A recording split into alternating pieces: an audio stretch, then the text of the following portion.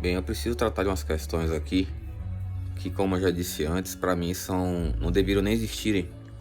Não deveria estar tratando de questões tão triviais em um mundo de gente tão snob, tão prepotente, arrogante, presunçosa, né? Com aquela personagenzinha de humildade. Bora tratar um pouco desses assuntos.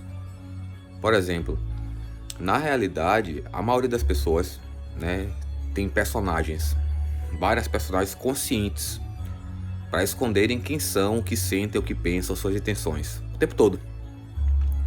E elas pensam que enganam a todos, né? Mas na verdade suas personagens manifestam suas características interiores. Bora pegar um exemplozinho aqui. Quando você pega pelo menos 99% das pessoas, elas têm traços intensos narcisísticos, né? Lembrando que quais seriam as personalidades? Psicopata, narcisista, borderline, superdotado normal e 199 mais. Não entrarei em alguns detalhes agora, mas você tem que entender é que do superdotado para baixo, essas personagens se manifestam o tempo todo na maioria dos casos dessas pessoas. Não todos os casos, não todos os narcisistas, não todos os borderlines, não todos os superdotados. E os psicopatas são uma personalidade completamente diferente das outras, né? Baseado nos estudos que a gente tem.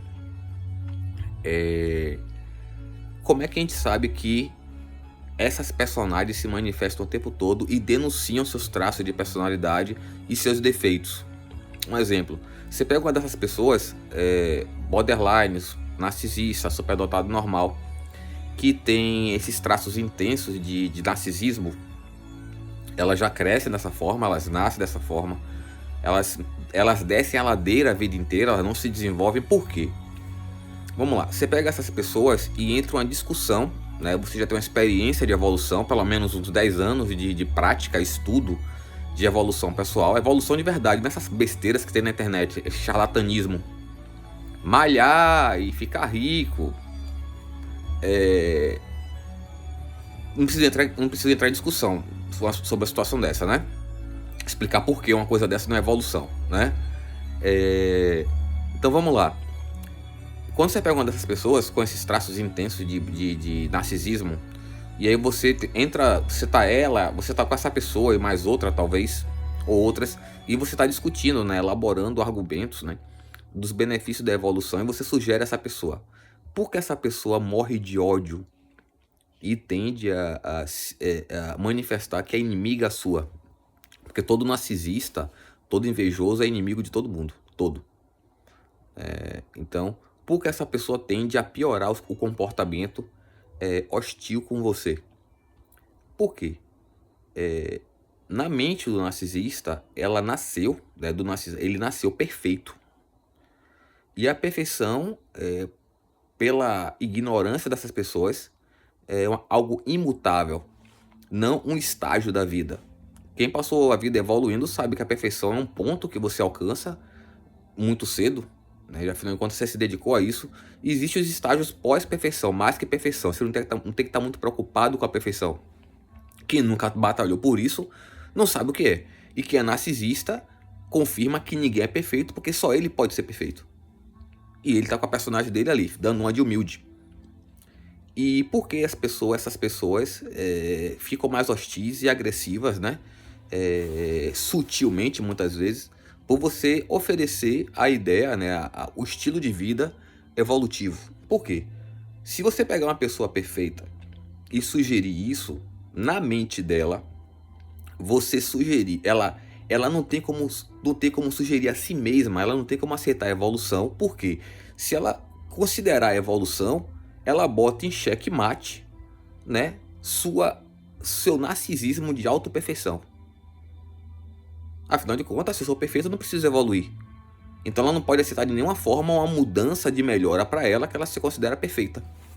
Então você sugeriu algo a ela que atinge um dos alicerces de sua vida, né? O autoconvencimento da perfeição, que ela é perfeita, a única pessoa perfeita. né? E ela tem aquelas ideias todas que ninguém é perfeito, que não sei o que, ficar sugerindo a todo mundo porque ela quer ser a perfeita única, não quer que ninguém pense que é perfeito também.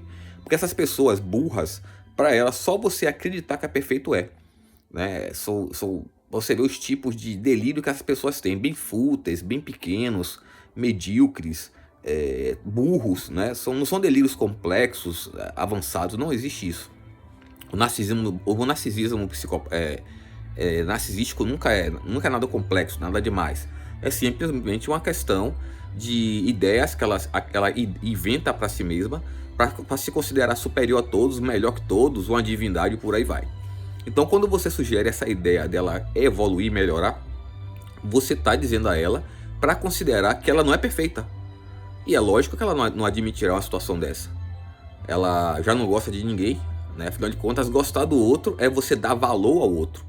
Por que o narcisista não gosta de ninguém? Porque o gostar de alguém é considerar que alguém, além dessa pessoa, tem algum valor. E ela não admite esse tipo de coisa também. É outro tipo de discussão que ela não admite, ela não aceita. É uma coisa que ela odeia. Então observe que em todo comportamento humano, né, principalmente as pessoas cheias de personagens, ela demonstra claramente o tempo todo quem ela é. Eu tô pegando essa discussão bem simples, trivial, básica, para a gente entrar em algumas questões mais complexas. Eu queria fazer uma introduçãozinha gostosa de vocês relativa a personalidades. No curso de psicologia, que não quero nem entrar em discussão relativa a curso de psiquiatria, porque não cabe. É uma outra questão muito pequena. Então a gente abrange pelo maior.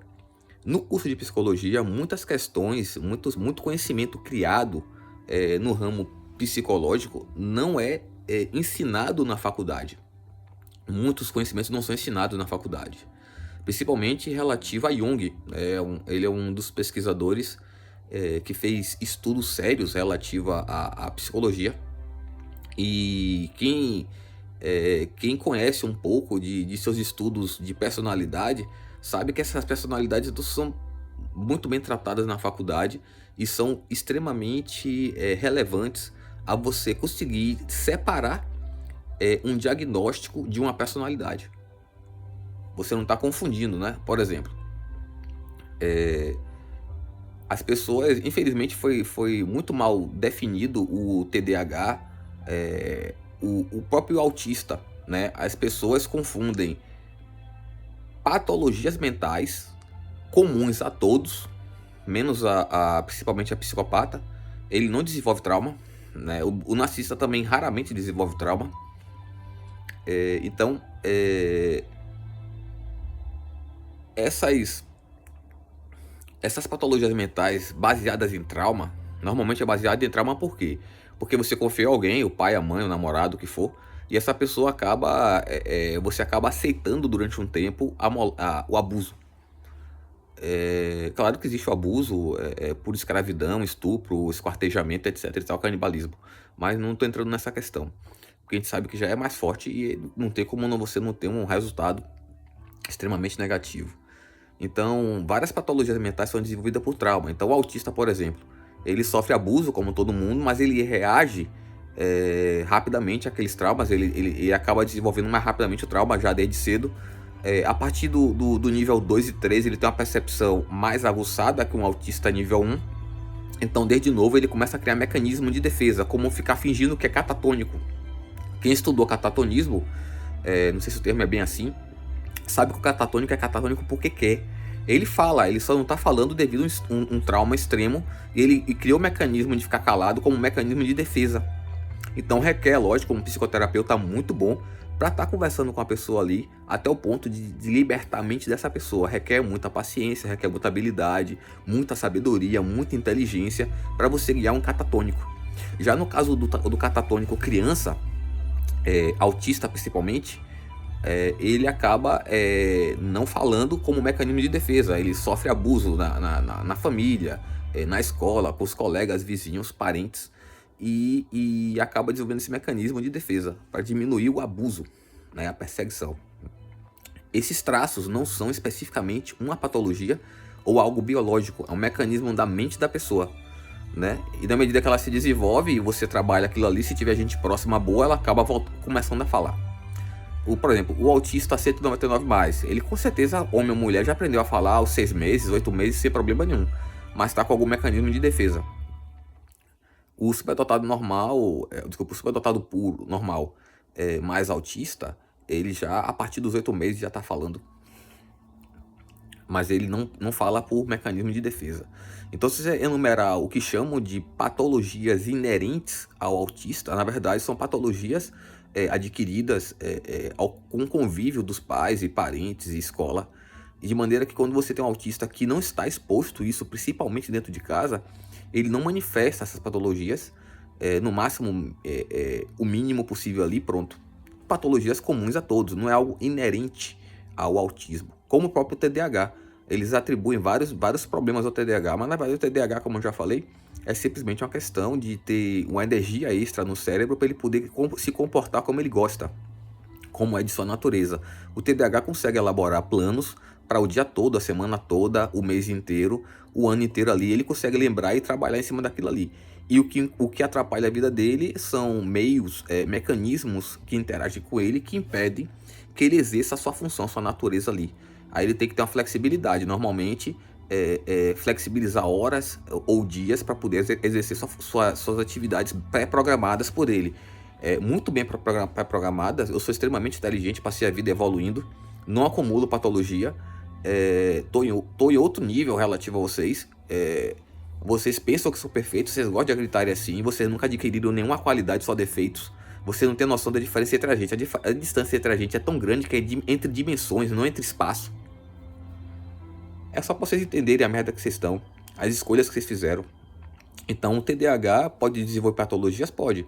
Por exemplo, a questão dele não tomar Ritalina, algum mecanismo de energia. Isso aí, logicamente, ele não consegue... entra em disfunção, né? Disfunção de qualquer tipo de fadiga, né? Que é o quê? Ele entra em frustração, porque não está conseguindo exercer suas atividades, ele planeja muito, entra em frustração, e ele começa a querer elaborar muitos planos para o dia, estudar muita coisa, ler muita coisa, assistir muita coisa, e devido à falta de Ritalina, algum energético que possa, o que a gente chama de regular o funcionamento cerebral, né? Como qualquer pessoa em fadiga cerebral ou corporal, entra também um processo semelhante. E a depender de quanto você fica naquilo, fica igual a um TDAH. Então é uma característica de personalidade do TDAH. Ele pensa dessa forma, como o próprio... esqueci o termo, desculpe, só um momento. O dislexo. O dislexo é uma pessoa que tem um traço de personalidade, tem um conjunto de personalidade, tem um tipo de personalidade específico também. Ele tem dificuldades, ele é muito visual e muito auditivo, ele interpreta visualmente e auditivamente, especificamente, diferente de mim e de outras pessoas, de maneira que essa especificidade de interpretação visual e auditiva interfere em sua interpretação visual e auditiva. Então, símbolos artificiais criados para comunicação, como letras e ideogramas, são símbolos difíceis de serem interpretados por eles. Eles não gostam. Claro que hoje em dia tem solução, você tem vários audiolivros, eles podem lerem vários audiolivros pela audição, vídeos animados e filmes que eles podem interpretarem ali, aquilo ali, interpretam muito bem, muito melhor do que eu, né? Não existe uma personalidade assim que tenha superioridade em tudo, eu acredito que consiga abranger todas as habilidades possíveis. Então um dislexo consegue interpretar auditivamente muito melhor que eu, e minha audição é boa e treinada. Já o dislexo também tem uma interpretação visual muito melhor que minha visão. E olha que eu enxergo bem. Claro que são interpretações específicas. E isso é bem complicado de você comparar.